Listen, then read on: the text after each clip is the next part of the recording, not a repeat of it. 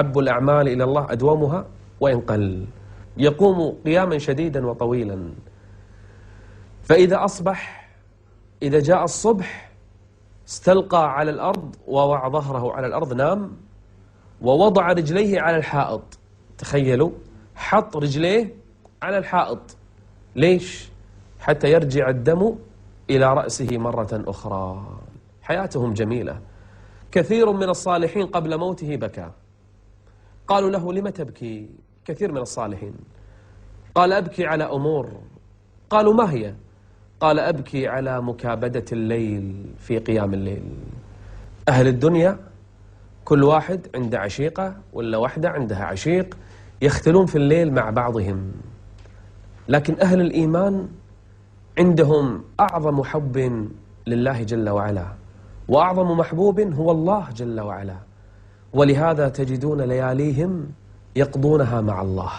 سئل الحسن البصري: ما بال المتهجدين بالليل أحسن الناس وجوها؟ ليش اللي يقومون بالليل وجوههم تتغير منيرة مضيئة؟ قال: لأنهم خلوا بربهم فألبسهم من نوره. يا الله، ما أحلى قيام الليل.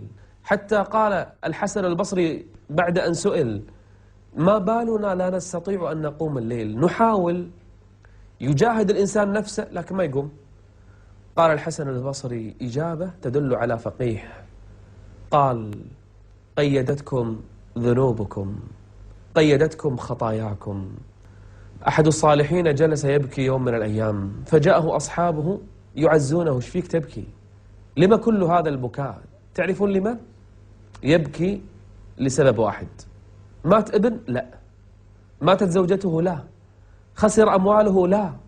تعرفون لما يبكي؟ يقول لأصحابه: فاتني وردي البارحة، ليلة لم أستطع فيها أن أقوم الليل، فجلس طول اليوم يبكي. أحب الأعمال إلى الله أدومها وإن قل.